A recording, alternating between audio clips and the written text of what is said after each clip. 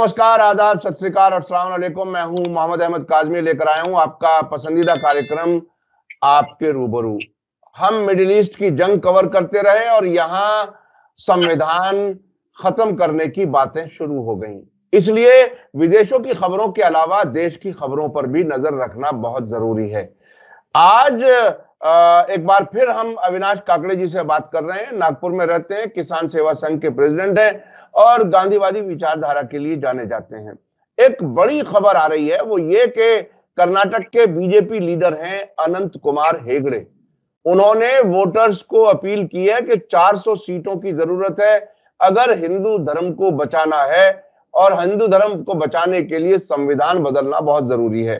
तो इस पर हालांकि ताज्जुब किसी को नहीं हुआ, लेकिन रिएक्शन आया है। रिएक्शन ये आया है कि ये आरएसएस और बीजेपी का जो प्लान है, जिसे खुफिया प्लान कहा जा सकता था अब तक, अब वो प्लान खुल करके उन्हीं की जबान से सामने आ गया है। क्या कुछ है? क्या देश इसके लिए तैयार है? 400 सीटें क्या ईवीएम के जरिए ले ली जाएंगी? उन्हें यकीन है, पहले फिगर बता देते हैं और उतनी उनकी सीटें आ जाती हैं। ये हम समझने की कोशिश करेंगे। और क्या भारत में जो सियासी माहौल है उसमें इसको कबूल कर लिया जाएगा, तस्लीम कर लिया जाएगा, स्वीकार कर लिया जाएगा? इस पर हम बात करेंगे। इसके अलावा एक और बहुत ही दिलचस्प बड़ी खबर है। इलेक्शन कमिश्नर, जिनकी जिम्मेदारी होती है इलेक्शन कराना, 2024 का इलेक्शन सर पर है, जिसके लिए मोदी जी भी बहुत इंतजार कर रहे हैं और पूरा देश इंतजार कर रहा है। इसी बीच में चीफ इलेक्शन कमिश्नर ने इस्तीफा दे दिया। क्या कुछ पक रहा है चुनाव आयोग में? क्या कुछ होगा? देश में इलेक्शन होंगे या नहीं होंगे? क्या ऐसी कोई गंभीर सूरत हाल हो सकती है? ये हम समझने की कोशिश करेंगे। तीसरी खबर, बड़ी खबर है, वो ये कि सरकार ने सुप्रीम कोर्ट को बताया है कि रफाल जो जहाज खरीदे गए थे उनकी फाइल गुम हो गई है, खो गई है। एक जमाने में जब कोई फाइल खोई जाती थी तो ऑफिस में ही आग लगा दी जाती थी। अब शायद उससे कुछ बेहतर हालात हैं या बदतर हालात हैं, ये हम समझने की कोशिश करेंगे। इसके अलावा नितिन गडकरी, जो मोदी जी की सरकार में सबसे एक्टिव मिनिस्टर माने जाते हैं, वो अपनी परफॉर्मेंस पर नाज करते हैं।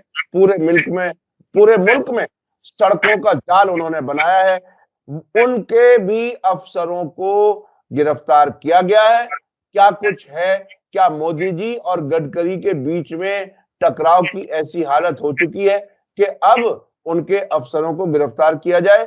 और एक वर्ल्ड इकोनॉमिक फोरम की एक रिपोर्ट है जो फेक न्यूज के सिलसिले में भारत को विश्व गुरु शायद बताने की बात हो रही है। अविनाश काकड़े जी, वेलकम है आपका। मीडिया स्टार वर्ल्ड को आप समय दे देते हैं, उसके लिए बहुत बहुत शुक्रिया। क्या आपको अनंत कुमार हेगड़े के बयान पर ताज्जुब हुआ?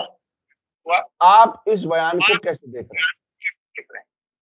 जी नमस्कार। आप भी हर सप्ताह बुला के हमको सम्मान देते हो, हमारी बात सुन लेते हो, इसके लिए मैं आपका और आपके सारे दर्शकों का शुक्रिया अदा करता हूँ। देखो, अनंत कुमार हेगड़े ये एक ऐसी पार्टी है जो अपना एजेंडा खुल के रखती है और खुल के बोलती है। उनके एजेंडे में कभी उन्होंने नहीं बोला कि गलत तरीके से कुछ, जो भी बोला गलत बोला, मगर वो साफ साफ बोला है। अभी उन्होंने बोला 400 सीटें लाएंगे। कर्नाटक में भी, ये कर्नाटक के महारथी है अनंत कुमार हेगड़े जी, इन्होंने उस वक्त भी बोला था, ये अनंत कुमार नहीं अनंत हेगड़े है, तो उसने इस वक्त भी बोला था कि हम 250 सीटें लाएंगे कर्नाटक में। ठीक है, तो ये बोलते रहते हैं, ये बोलना इनका फितरत है। मगर प्रॉब्लम क्या है ये बता देता हूँ आपको। प्रॉब्लम ये है कि इन्होंने बोला कि हम संविधान को बदलकर हिंदू धर्म को सम्मान दिलाएंगे। मतलब अब तक हिंदू धर्म को सम्मान नहीं मिलता।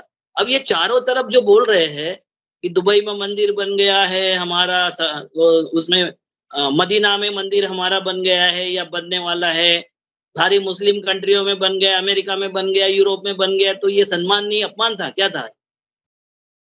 तो हिंदू धर्म क्या भारत में अपमानित था और बाकी जगह सम्मान मिल रहा था? ये कौन सा सम्मान विशेष दिलाने वाले हैं? इसका सवाल होना चाहिए, ये जनता ने सवाल पूछना चाहिए। ये हम लोग अगर पूछे तो इसका कोई मतलब नहीं है। और ये हमारे ख्याल से इसको आप मदर ऑफ डेमोक्रेसी कहते थे। मोदी जी ने, आपके सबसे बड़े प्रधान ने कहा था देश के कि ये मदर ऑफ डेमोक्रेसी है। तो ये डेमोक्रेसी क्या एक धर्म के लिए समर्पित होके अफगानिस्तान बनेगी, हिंदू अफगान बनाएगी, क्या करेगी? इन्होंने जैसा बीजेपी ने ऐसा ही प्रचार कर करके 2014 में मुस्लिमों को अप्रासंगिक बना दिया।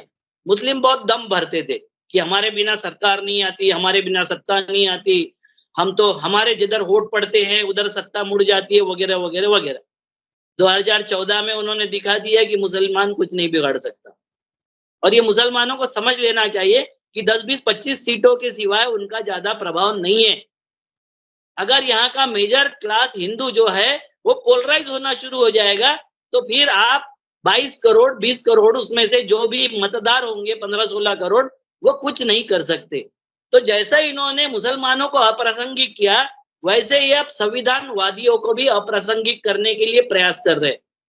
अब ये सोचना पड़ेगा कि मुस्लिमों को और संविधानवादियों को, जिनको धर्मनिरपेक्षता इस देश में चाहिए, उनको किस तरीके से रणनीति अपनानी है उसके ऊपर हमको सोचना पड़ेगा। इन्होंने किसको किसको, ये सत्ता में तो आए थे डेमोक्रेसी के उसी संविधान के द्वारा, मगर ये इनकी बीजेपी की लोकतांत्रिक मूल्यों में कोई आस्था नहीं है, किसी तरीके की लोकतांत्रिक मूल्यों में आस्था नहीं है, इनकी धर्मनिरपेक्षता में आस्था नहीं है, जो मूल मंत्र है हमारे देश का, मूल प्रिंसिपल है हमारे संविधान का, धर्मनिरपेक्षता। ये शब्द बाद में डाला होगा, क्योंकि वो क्लियर शब्द डालने की जरूरत नहीं थी। बाकी का समरी जो है संविधान के जितने क्लॉज है वो सब क्लॉज यही समझाते हैं कि हम धर्म के आधार पर सत्ता नहीं करेंगे, राज्य का कोई धर्म नहीं होगा, धर्म के आधार पर सत्ता नहीं होगी, हर एक व्यक्ति को धर्म की आजादी होगी, मगर राष्ट्र का और समाज का कोई धर्म नहीं होगा, मतलब राष्ट्रीय समाज का कोई धर्म नहीं होगा। ये क्लियर है हमारे इसमें। दूसरा, इन्होंने समाजवाद का तो इन्होंने खत्म कर दिया मामला। समाजवाद का मतलब ये होता है सर कि उद्योगपतियों को ये समझा के कि ये जो तुम कमा रहे हो समाज के माध्यम से कमा रहे हो, तो समाज को रिटर्न देना। मातृ ऋण, पितृ ऋण, देव ऋण, देश ऋण, ये जो ऋण जो बताते हैं हिंदू धर्म के जो प्रिंसिपल बताते हैं, उसमें से एक ऋण है समाज ऋण। तो समाज ऋण का मतलब है कि जो हमने समाज से कमाया उसको बैक टू सोसाइटी करना, ये भी इनको नहीं है, इनका मतलब नहीं है। ये तो मैयत के स्मशान भूमि में भी जाएंगे तो आगे वाले के जेब पर ध्यान रखते हैं कि वहां से पैसा कितना मिलेगा। दूसरा, जो संवैधानिक मूल्य है हमारा झंडा है। तीसरा है, झंडा इनको मान्य नहीं था। ट्राई कलर मतलब क्या बोलते हैं उसको, ट्राई कलर अपशकुन है बोला था, अपशकुन। इनके ये हमारे यहाँ की जो नारंगी फौज है, इन्होंने बोला था कि 3 रंग तो अपशकुन है। इन्होंने ये नहीं सोचा कि हिंदू धर्म की स्थापना ही ब्रह्मा विष्णु महेश त्रिदेवों ने की है, त्रिगुणात्मक सृष्टि है। 3 का इतना महत्व है हमारे धर्म में, इनके धर्म में नहीं है। ये जो हिंदुत्ववादियों का धर्म है उसमें 3 का महत्व नहीं है, वो अपशकुन मानते हैं, मगर हम 3 देवों का धर्म मानते हैं, जिसमें ब्रह्मा विष्णु महेश ये हमारे प्राथमिक भगवान है और त्रिदेव है। तीसरा, राष्ट्रगान। इन्होंने राष्ट्रगान को नकार दिया था। मैं आपको लोकतांत्रिक मूल्यों के इनकी आस्था के प्रति बात कर रहा हूं। जो उन्होंने, हेगड़े ने जो बोला, ये शुरुआत से ही कैसे कर रहे हैं देख लीजिए। इनकी संसद में कोई आस्था नहीं है, आपने देखा होगा। मोदी जी कोई जवाब संसद को जवाबदेही नहीं है, कभी भी किसी सवाल का जवाब संसद में नहीं देते। बाहर भाषणों में बहुत बोलते रहते, संसद में जवाब नहीं देते। इनको पूछा जाए आर्थिक प्रश्न तो इनका डिफेंस मिनिस्टर जवाब देता है, डिफेंस का सवाल पूछा जाए तो इनके खेलकूद युवा मंत्री जवाब देते हैं, इनको देश के आंतरिक व्यवस्था का प्रश्न पूछा जाए तो इनकी महिला बाल कल्याण मंत्री जवाब दे देती है। तो इनका संसद में जवाब देने से और संसदीय व्यवस्था से कोई मतलब नहीं है। संसदीय कामकाज कितने घंटे चला इसका भी इनको जवाबदेही नहीं लगती कि इसकी जवाबदेही हमारे ऊपर आती है। न्यायालय तो आपने हालत देख ली है किस तरीके से कर रही है, न्यायालय के ऊपर कैसे, मतलब एक न्यायमूर्ति वहां का, कहाँ का, अपने वेस्ट बंगाल का, पटनागर की क्या नाम है उनका, वो रिजाइन देकर डायरेक्ट मैंने बीजेपी भी ज्वाइन कर लेता है। तो हमारे यहाँ नियम कानून है कि नहीं है? जो पिछले वक्त चर्चा चल रही थी कि कोई भी संवैधानिक पद का आदमी 5 साल किसी भी विचारधारा को ज्वाइन नहीं कर सकता, मगर इनके यहाँ तो अभी हुआ कल ज्वाइन करता है। ये सांसद बना देते हैं, किसी आयोग का चेयरमैन बना देते, कहीं ना कोई कुछ बना देते। जेटली जी ने बहुत लंबा चौड़ा भाषण दिया था कि उसके निर्णय देख लेना चाहिए, संवैधानिक पदों पर जो आदमी है उसके जुडिशियली के विशेष तौर से निर्णय जो जजमेंट दिया वो देख लेना चाहिए कि क्या उसने उस पार्टी को फायदा पहुंचाने के लिए जजमेंट लिखा था जिसने उसको अपना पद दिया, सांसद बनाया, मंत्री बनाया। तो ये देखने का वक्त है अभी, और ये समझने का, जनता को समझने का वक्त है। सीएजी, आपको पता है सीएजी की हालत क्या हो गई है। ये सीएजी ने गडकरी पर सवाल उठा दिया था। जो सीएजी मुर्मू करके एक सीएजी है जो गुजरात कैडर के अफसर थे जिनको एलजी बनाया गया था, वो गडकरी जी के बारे में जब पूछोगे तो मैं पूरा डिटेल बता दूंगा। तो उनकी भी कोई हालत अभी रखी नहीं है। चुनाव आयोग की हालत तो बहुत पतली है, एकदम बहुत ही खस्ता है। तो ऐसे ये आस्थापना के किसी भी इंस्टीट्यूशन पर ये व्यवस्था, ये लोकतंत्र की जितनी बचाने वाली इंस्टीट्यूशन है जिससे लोकतंत्र चलता है, किसी पर भी इनकी आस्था नहीं है। इन्होंने ब्यूरोक्रेसी को तो घर का चौकीदार बना दिया है, और ब्यूरोक्रेसी भी संविधान की शपथ लेती है, मगर मुझे लगता है कि आरएसएस के शाखा में ही जाके शपथ लेना शुरू कर दिए। ऐसे ही लोग बड़े पदों पर आ रहे हैं, दूसरे लोगों को पद भी नहीं मिल रहे। और निर्वाचन आयोग के गठन में भी सुप्रीम कोर्ट को बाहर का रास्ता दिखा दिया। प्राइम मिनिस्टर, विरोधी पक्ष नेता और सुप्रीम कोर्ट के चीफ जस्टिस, ये 3 लोगों की कमेटी होती थी। इन्होंने उठा के सुप्रीम कोर्ट के चीफ जस्टिस को बाहर कर दिया। अब मैं, मेरा परिवार और विरोधी पार्टी, मतलब बहुमत किसका है, मैं और मेरे परिवार का है, ये 2 लोग तय करेंगे कि हमारे देश में संवैधानिक पदों पर कौन बैठेगा। और इसको ये बोलते हैं ये सांस्कृतिक पुनर्जागरण है। सांस्कृतिक पुनर्जागरण करना ये राष्ट्र के सरकार का काम नहीं है, ये साधु महंतों का और मठाधीशों का काम है, ये धार्मिक संस्थानों का काम है। सांस्कृतिक पुनर्जागरण, सांस्कृतिक पुनर्जागरण करने के लिए क्या हमारे गुरु कम पड़ गए थे? तो मुझे लगता है गुरु कम पड़ गए। हमारे जो शंकराचार्य है वो कहाँ बैठे थे? हमारे जो रामायण संस्कृति के जो थे रामानुजाचार्य, उनकी क्या हैसियत थी? उनको भाई स्वामी को उन्होंने ये कर दिया, गलबाहे दे दिया, तो उसकी हालत खराब, तबीयत खराब हो गई। रामानुज का भी वही हालत है। इतने पावरफुल और शक्तिशाली है हमारे प्रधानमंत्री जी, तो जिनके गले पड़ जाते हैं उनका गला ठीक नहीं रहता है। और इनकी समस्या सबसे बड़ी समस्या है कि जो सरकार का काम है नागरिक की आवश्यकता, जरूरतें और उनके समस्या का निराकरण करना, वो छोड़ के ये हमारे जो प्रिंसिपल तत्व है संविधान के, समता, बंधुता, न्याय और स्वतंत्रता, ये बेसिक प्रिंसिपल है, तो इन्होंने समता को समरसता में परिवर्तित कर दिया है। समता का मतलब है इक्वलिटी, और समरसता का मतलब है जहां हो जैसे हो वैसे रहो और मानो कि हम सब भारतवासी है। ये मानने वाली प्रक्रिया है समरसता, ये करने वाली कोई प्रक्रिया नहीं है। बंधुता, ये बंधुता में बोलते नहीं, बंधुता नहीं, बंधु भाव रखो। मतलब नीचा है वो नीचा रहेगा, बड़ा है वो बड़ा रहेगा, जो जैसा है वैसा रहेगा। बंधु भाव रहना चाहिए कि ये भी हमारा भाई है, ये बड़ा हो गया तो क्या हो गया, कोई बात नहीं, ये जाति से बड़ा हुआ होगा, पार्सलिटी से बड़ा हुआ होगा, आप बंधुता रखिए, विरोध मत कीजिए। तीसरा है न्याय, ये न्याय पर विश्वास नहीं रखते, ये निर्णय पे विश्वास रखते, और इनका न्याय स्वर्ग में होता है, यहां पर नहीं होता कोई न्याय। और स्वतंत्रता के लिए ये बोलते हैं कि स्वतंत्रता आपको मोक्ष प्राप्त करने से प्राप्त होगी, मोक्ष से स्वतंत्रता होगी।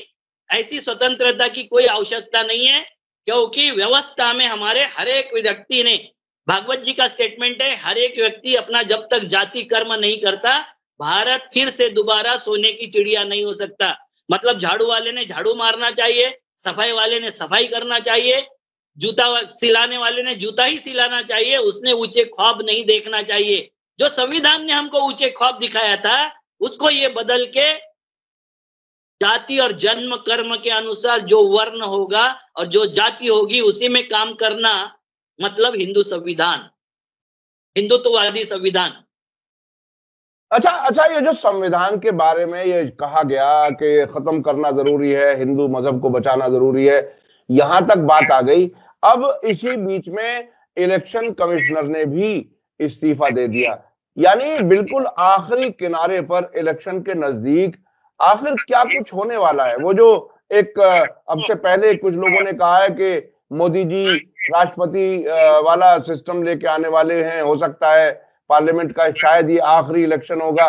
उन्होंने, खड़गे जी ने ये बात कही इससे पहले, और अब उन्होंने कहा कि ये बीजेपी आरएसएस का जो जो असल प्लान है उसका एक तरह से ऐलान है कि संविधान को हटाने। अब ऐसी हालत में देश क्या करेगा? यानी देश के लोगों की कहीं कोई गिनती, कहीं कोई पूछ, उनकी सोच, उनकी वोट कहीं कोई इफेक्टिव रहेगी देश को आगे बढ़ाने में, या सिर्फ तमाशा देखना है? देखो आपको बता देता हूँ, नहीं तमाशा तो नहीं देखेगा ये देश ने। बहुत सारे आक्रमण देखा है, बहुत सारे दौर ऐसे देखा है कि जिसमें गुलामी के दौर देखा, यानी समझ बोल सकते हो आप उसको, ऐसे बहुत देर देखा है। और ऐसे दौरों से फिर उभर के बाहर आया है ये देश की, यानी जो गरिमा है, ये देश का जो जनता है वो अनपढ़ होगी मगर समझदार है। ये देश परिवर्तन हमें बिल्कुल करता है। उसका जो ये होता है परिवर्तन की जो क्या बोलते स्पीड होती है, स्पीड जो कम होता है, क्योंकि जो स्टेबल है, जो स्थैर्य है। देखो हमारे देश ने बुद्ध और गांधी को एक्सेप्ट किया था। हमारे देश के जो प्रकट रूप से हमारा जो स्वभाव है वो बुद्ध और गांधी वाला स्वभाव है। आप देख लीजिए कि इन्होंने इलेक्शन कमीशन कैसे दुरुपयोग करते ये देख लीजिए। ये अशोक लाहसा करके एक थे जिन्होंने मोदी के फेवर में जो 4 विधानसभा के अभी हुए चुनाव 4 राज्यों के, मतलब छत्तीसगढ़ और मध्य प्रदेश और राजस्थान और तेलंगाना, यहाँ के जो हुए, उसमें जो डिक्टेशन दिया था जिसमें उसने असहमति दिखाया था कि ये इलेक्शन डिक्लेयर करने की तारीखें और बाकी के सारे नियम शर्त मोदी के अनुसार जो चले, मोदी जी की सरकार के अनुसार जो चले, उसमें उसने अपनी असहमति जताया था।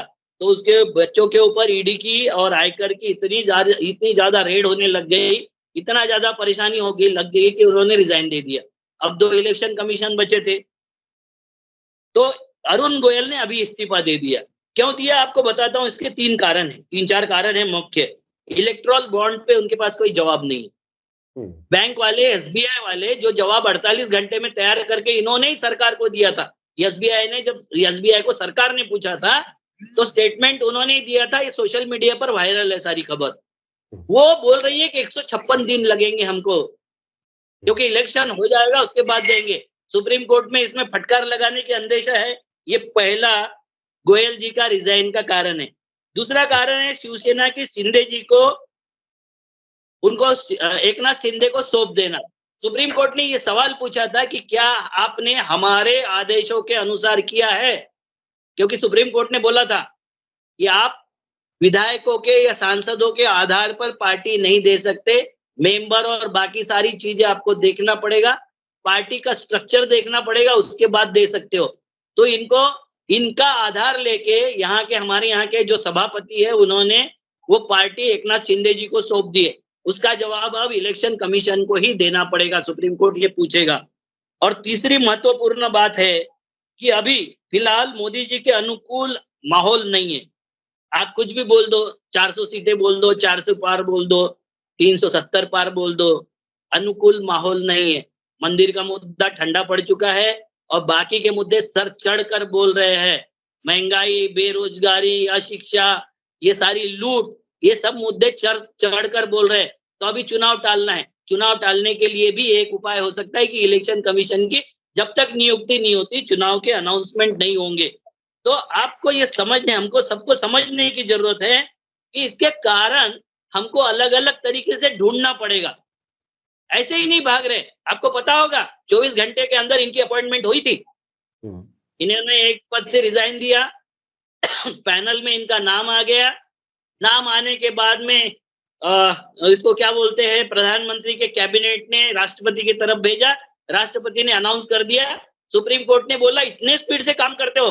तो हमारा जो ये था चीफ वकील जो था उसने बोला कि हाँ, मोदी सरकार की स्पीड यही है। तो इतने स्पीड से काम करने वाला, अब जो अशोक लाहसा ने रिजाइन दिया था उसको भी करीबन 2 महीने से ज्यादा हो गए और इन्होंने भी अभी रिजाइन देके 3 दिन तो हो ही गए। अब स्पीड को क्या हो गया मुझे नहीं पता।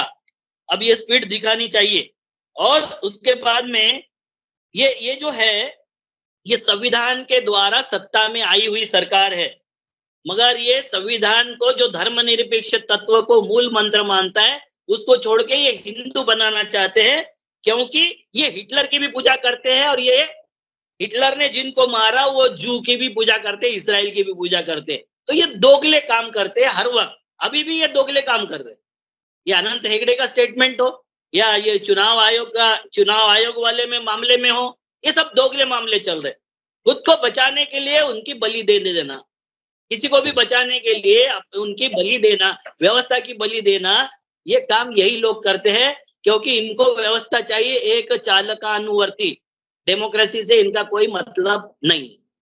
यानी डेमोक्रेसी का इंतजार और उम्मीद इनकी सरकार में ना करें, यानी जो कुछ आपकी वोट फैसला करती थी देश के भविष्य का, अब उसकी उम्मीद ना करें, उसकी तैयारी है। अच्छा, अब मैं चलना चाहता हूं आपके नागपुर की तरफ। जो ने उस वक्त वोटिंग के राइट दिया था, जो इनकम टैक्स पेयर है, जो ग्रेजुएट है या जो जमींदार है, उस लेवल पे लाने के लिए हिंदू राष्ट्र का संविधान न चला जाए, ये ध्यान में रखने की आज सबको जरूरत है। जिनको लगता है कि संविधान के द्वारा हमारा उत्कर्ष हुआ है, हमारी उन्नति हुई है, ये हमारे हक हकूक की लड़ाई है और अधिकार है, उन्होंने इस वक्त इनको सबक नहीं सिखाया, तो फिर वही हालत तुम्हारी हो जाएगी जो पहले थी। जी जी जी, बहुत ही खतरनाक। अच्छा, मैं चलना चाहता हूँ नागपुर की तरफ। आप गडकरी को, जो बड़ी सीनियर मिनिस्टर हैं और उनको आप अक्सर गड्ढाकरी कहते हैं, उनके और मोदी जी के बीच में क्या ये टकराव इलेक्शन से कुछ ही दिन पहले ये क्यों बढ़ रहा है? अब इस वक्त क्या निशाना हो सकता है गडकरी को फंसाने में? सर, गडकरी को फंसाने का मतलब ये है क्योंकि आरएसएस प्रचारित कर रहा है कि मोदी से अच्छे गडकरी हो सकते हैं, इंद्र से अच्छा विष्णु हो सकता है। ये जो तरीका है ना, तो उनको प्रचारित किया, हालांकि उनसे ज्यादा भ्रष्ट है ये। अच्छा, बात को समझ लीजिए कि उनसे ज्यादा भ्रष्ट है, उनसे ज्यादा क्रूअल है, उनसे ज्यादा रूड है, ठीक है। मगर मोदी शाह भी अपने तरीके से मैं राजनीति करते हैं, मोदी जी और शाह जी, उनका कोई ये नहीं है, सानी नहीं है। तो मैं उस वक्त जब चर्चा करता था कि मोदी जी ने जब आरएसएस समाप्त कर दिया है गुजरात में, तो आपने इनको दिल्ली क्यों भेजा? तो बोले वो गुजरात से निकालना था। ओ भैया, गुजरात से निकालना था और पूरे देश में रखना था। ये इतना बड़ा संकट आपने झेल लिया, अब तुम्हारी हालत क्या है? तो अब हालत ये कर दी है कि गडकरी जी रेगुलर फंडर है, हमारे यहाँ की जो संस्था है, मातृ संस्था, उसके रेगुलर फंडर है, रेगुलर फंड देते हैं। अब उनके ऊपर उनके 6 अफसरों को पकड़ लिया, अभी 4-5 दिनों के पहले पकड़ लिया, और 4-5 दिनों के पहले पकड़ के उनसे 2 करोड़ रुपए उन्होंने कि रिश्वत के पैसे सीबीआई ने जब्त कर लिया। अब ये 6 के 6 अफसर नागपुर से कॉन्ट्रैक्ट रखते हैं और गडकरी जी से भी कॉन्ट्रैक्ट रखते हैं। हमारे गडकरी जी बिल्कुल भ्रष्ट नहीं है, उनको किसी ने कुबेर मंत्र दे दिया है। जो भगवान का भंडारी है, मतलब भगवान का खजांची जो है वो कुबेर है हमारे हिंदू धर्म के मुताबिक। वो कुबेर का मंत्र उनका जाप करने से मोदी जी 18-18 घंटे काम करते, ये 12 घंटे करते, मगर रात में जो 5-6 घंटे काम करते वो कुबेर का यज्ञ करते हैं, और उसके द्वारा उनके छत से बारिश होती है, नोटों की बारिश होती है। भ्रष्ट नहीं है वो, मैं गडकरी जी की गारंटी दे सकता हूं कि गडकरी जी भ्रष्ट नहीं है। उनके नोटों से बारिश होती है, उसके द्वारा उनके पास में सारी संपदा इकट्ठा हुई है। तो उनके ऊपर सबसे पहले मोदी ने स्पाई कैमरे लगाए थे, आपको याद होगा 2014 में। उनके कार में स्पाई कैमरा था, उनके घर में बेडरूम में स्पाई कैमरे था, उनके ऑफिस में स्पाई कैमरा था। कांग्रेस ने उनको उस वक्त बचाया था कि अपने मंत्रियों के ऊपर भरोसा नहीं है, स्पाई कैमरा लगाए। उसके पहले इनके ऊपर पूर्ति घोटाले का आरोप लगा के इनको अध्यक्ष पद से हटा दिया था। ये आरएसएस के ऊपर है, ये जो आक्रमण है ये आरएसएस के ऊपर है, गडकरी के ऊपर नहीं है। दूसरा इनके ऊपर अटैक हुआ था, सीएजी ने किया था कि नेशनल हाईवे अथॉरिटी ने दिल्ली के आसपास जो रास्ता बनाया था उसको परमिशन थी 18 करोड़ रुपए प्रति किलोमीटर की। सीएजी ने रिपोर्ट दिया था कि इन्होंने 250 करोड़ रुपए 1 किलोमीटर के लिए खर्चा कर दिया। मतलब जितना उनके पास में था, जितने की परमिशन थी, उसके कितने गुना इन्होंने खर्चा कर दिया, तो इन्होंने भ्रष्टाचार किया। और उस वक्त सीएजी थे मुर्मू, जो मुर्मू गुजरात कैडर के अफसर थे, वहां के राहत आयुक्त थे, फिर होम के ज्वाइंट सेक्रेटरी थे। 200 वो जो दंगे हुए थे 2002 के जो दंगे हुए थे, उस दंगों के टास्क फोर्स के अधिकारी भी थे। जम्मू कश्मीर के एलजी भी थे सतपाल मलिक के पहले, और उनको एलजी बनाने के बाद सीएजी बना दिया था। तो वो सीएजी ने, मतलब इतने कथा बताने की जरूरत क्या है, कि इतने खास सीएजी ने, इतने बड़े आदमी ने गडकरी जी पर आरोप लगा दिया था कि ये गडकरी जी ने इस तरीके से भ्रष्टाचार किया है। अब उसको बचाने के लिए संजय राउत जी सामने आए, ये छत्रपति के विचारों के साथ द्वारा चलते हैं, स्वाभिमानी आदमी है, विकास पुरुष है, और एनडीए उसको बचाने के लिए लगा हुआ है। मुझे नहीं समझता है कि दो आपस में टकरा रहे आरएसएस के गुर्गे, हमको क्या जरूरत है बीच में पड़ने की। दोनों के दोनों तो ऐसे ही है, कोई राइट नहीं और कोई लेफ्ट नहीं, बल्कि और ज्यादा बुरा है। ऐसे बोलने का वक्त ना आ जाए, यूं पहला अच्छा था। इसलिए थोड़ा समझ के, क्योंकि इस वक्त बीजेपी के विरोध में हवा चल रही है। महावीर सिंह, ये जो इसमें महावीर सिंह और मनोज कुमार, दो टेक्निकल कार्यकाल के लिए नहीं बढ़ाया था, ये अटल इसके आदमी थे गडकरी जी के, उन्होंने नहीं बढ़ाया। आज की तारीख ये है कि भगदड़ मची हुई है चारों तरफ, बीजेपी में भगदड़। आपको पता होगा हिसार का एक जो एमपी था, वो भाग के कांग्रेस में आ गया, है ना। अनूप मिश्रा, अटल जी का जो भांजा था, वो कांग्रेस से टिकट लेकर लड़ने के लिए तैयार है। ऐसी विपरीत परिस्थिति जहां चल रही है, मोदी जी को खुद डर लग रहा है, बीजेपी को और आरएसएस को डर लग रहा है। उस वक्त किसी बीजेपी के आदमी को प्रोजेक्ट करना या उसका संरक्षण करना, ये कहाँ की रणनीति है, मुझे समझ में नहीं आ रही। अच्छा काकड़े जी आपने करा सकता है। काकड़े जी, आपकी बात से ऐसा लग रहा है कि मोदी जी पूरी तरह से हार सकते हैं, उनके यहाँ हालत खराब है, बीजेपी में भगदड़ है। लेकिन जब कभी बात करते करते करते आप कुछ लोगों से सुनते हैं, अरे साहब कुछ भी हो, आएंगे तो मोदी जी ही इस बार भी। जब ऐसी बात आप सुनते हैं तब आपका क्या रिएक्शन होता है? मुझे लगता है शाइनिंग इंडिया वाला स्लोगन दोबारा आ रहा है। शाइनिंग इंडिया से के जैसा स्लोगन आएगा और उससे वो जीत जाएंगे। 400 सीटों का टारगेट है। इंडिया अलायंस कई जगहों पर, कई राज्यों में आपस में मिलकर के इलेक्शन भी लड़ रहा है। हालांकि कुछ जगहों पर जरा अभी कुछ प्रॉब्लम है, आने वाला वक्त बताएगा। अच्छा, मैं अब चलना चाहता हूँ रफाल वाली फाइल का क्या मामला है। रफाल तो इतना बड़ा घोटाला था, जिसमें कहीं कहीं एक आध बार ये हुआ था कि गोगोई साहब ने इनको क्लीन चिट दे दी थी। अब दोबारा फाइल का क्या मामला है, क्या है सुप्रीम कोर्ट में? सर, इन्होंने बता दिया कि फाइल चोरी हो गई। ये जो रक्षा मंत्रालय के कागजात थे राफेल से संबंधित, वो सुप्रीम कोर्ट में केंद्र सरकार ने कहा कि राफेल डील से जुड़े हुए कागजात चोरी हो गए और याचिकाकर्ता उनका इस्तेमाल करके अधिकाधिक गोपनीय कानून का उल्लंघन कर रहे हैं। यह बात केंद्र सरकार ने सुप्रीम कोर्ट में राफेल डील मामले में दाखिल पुनर्विचार याचिकाओं पर सुनवाई के दौरान एक न्यूज़पेपर की रिपोर्ट का जिक्र करने के दौरान कही है। और केंद्र सरकार की ओर से पेश हुए एजी वेणुगोपाल ने कहा, ये कागजात रक्षा मंत्रालय से पूर्व या वर्तमान कर्मचारी द्वारा चोरी किए गए हैं। ये गोपनीय दस्तावेज है और इन्हें सार्वजनिक नहीं किया जा सकता। मतलब चोरी कर्मचारी कर सकता है, मगर सुप्रीम कोर्ट भी अभी गोपनीय तरीके से रख नहीं सकते। और इस मामले में 15 लोगों ने अलग अलग स्टेटमेंट दिए, 15 स्टेटमेंट है। सुप्रीम कोर्ट ने राफेल सौदे मामले में पुनर्विचार याचिका पर सुनवाई के दौरान कहा कि वहां ऐसी किसी भी पूरक हलफनामे अथवा अन्य दस्तावेजों पर गौर नहीं करेगा जो उनके समक्ष दाखिल नहीं किए गए हैं। दूसरी बात है, प्रशांत भूषण ने कोर्ट में कहा, जब प्राथमिकी दर्ज दायर करने और जांच के लिए याचिका दाखिल की गई थी, तब राफेल पर महत्वपूर्ण तथ्यों को दबाया गया था।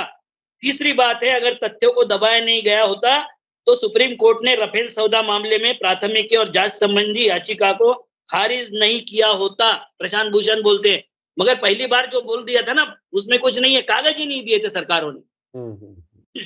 चौथी बात, के वेणुगोपाल जी ने कहा कि अधिवक्ता प्रशांत भूषण जिन दस्तावेजों पर भरोसा कर रहे हैं वे रक्षा मंत्रालय से चुराए गए हैं। उन्होंने कहा कि याचिकाकर्ता ने राफेल सौदे पर जिन दस्तावेजों पर भरोसा किया है वे गोपनीय हैं और आधिकारिक गोपनीयता कानून का उल्लंघन है। आप बताइए, दस्तावेज चोरी हो गए, जिसके हाथ में वो भेज रहा है, सुप्रीम कोर्ट के समक्ष दे रहा है, ये बता रहे चोरी हो गए और वो गोपनीय भी है, मतलब दस्तावेज सच्चे हैं। अच्छा, इसमें तो एक पहलू और भी है कि सरकार अपना गुनाह नहीं मान रही कि हम इतने निकम्मे हैं कि हमारे यहाँ से फाइल चोरी हो जाएगी, बल्कि उन पटिशनर्स को ही कटहरे में खड़ा किया जा रहा है जो सरकार से सवाल पूछने की कोशिश कर रहे हैं। उन्हीं को यह बताया जा रहा है कि इन्होंने चोरी की है जी, और गोपनीय कानून का उल्लंघन किया। मगर सारे दस्तावेज कंप्यूटराइज होते, ये सुप्रीम कोर्ट मेरे ख्याल से पूछने भूल गए या ये पता ना भूल गए कि कंप्यूटराइज भी होगा। ऐसे होगा तो कंप्यूटराइज भी होगा, उसका स्कैनिंग भी किया होगा। पांचवी बात है, राफेल सौदे से जुड़े दस्तावेजों की चोरी होने के मामले की जांच चल रही है, अटॉर्नी जनरल बोल रहे हैं। छठवीं बात है, राफेल सौदे से जुड़े दस्तावेजों को सार्वजनिक करने वाला सरकारी गोपनीयता के कानून के तहत अदालत की अवमानना का दोषी है अटॉर्नी जनरल। इन्होंने फाइल घुमा दी है, ये झूठ बोले, सच छुपा लिया, ये अवमानना नहीं है।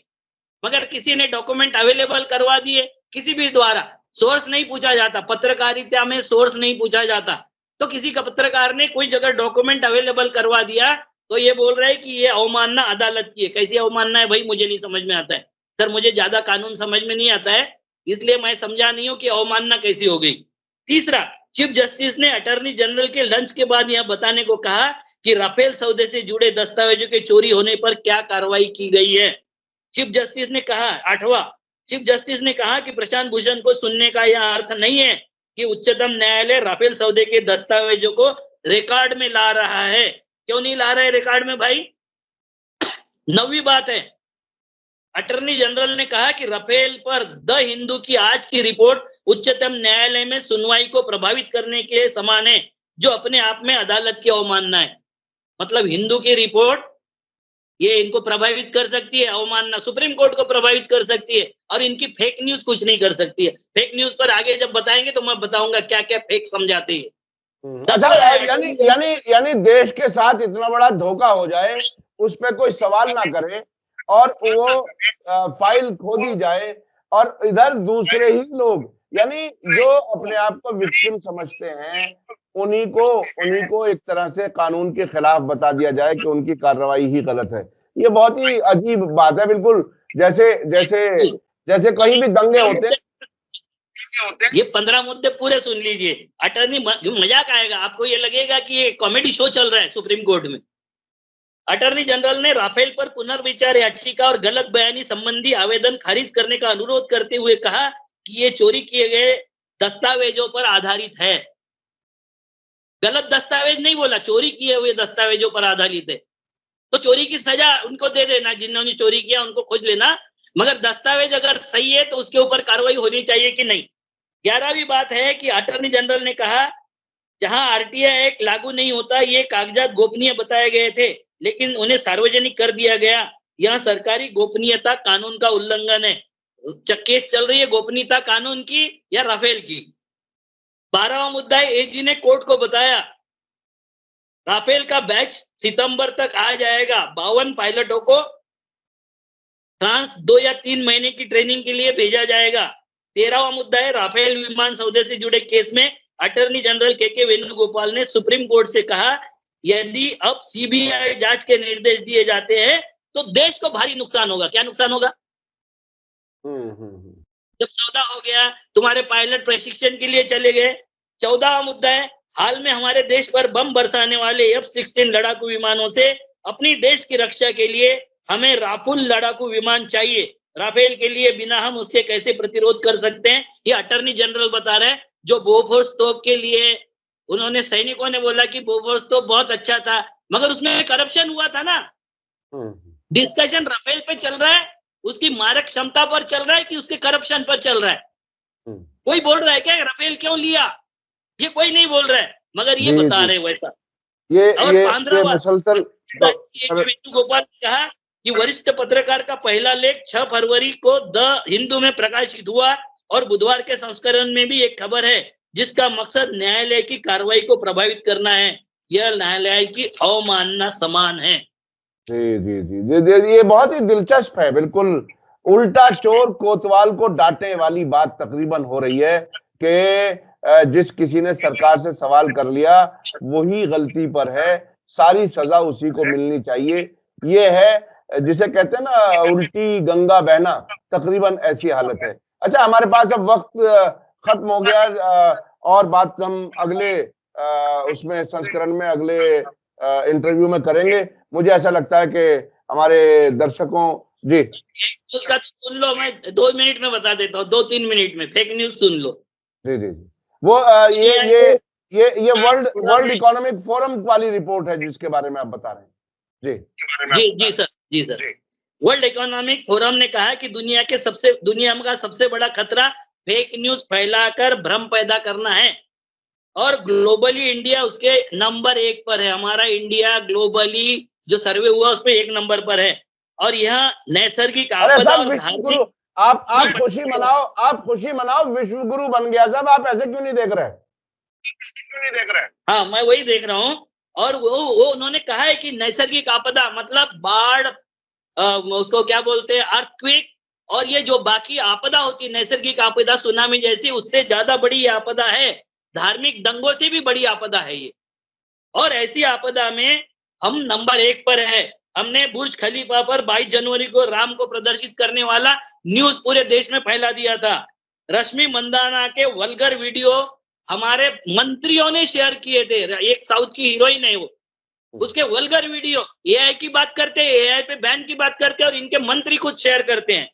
तीसरा है फेक स्क्रीनशॉट भारत में शेयर हो रहा था जिसमें कहा गया था कि मोदी के समुद्र किनारे पर सफाई करने के कारण इटाली की प्राइम मिनिस्टर जॉर्जिया मेलोनी भी सफाई अभियान में जुट गई। उसका फेक एक बनाया इन्होंने ट्वीट और उसको वायरल कर रहे थे।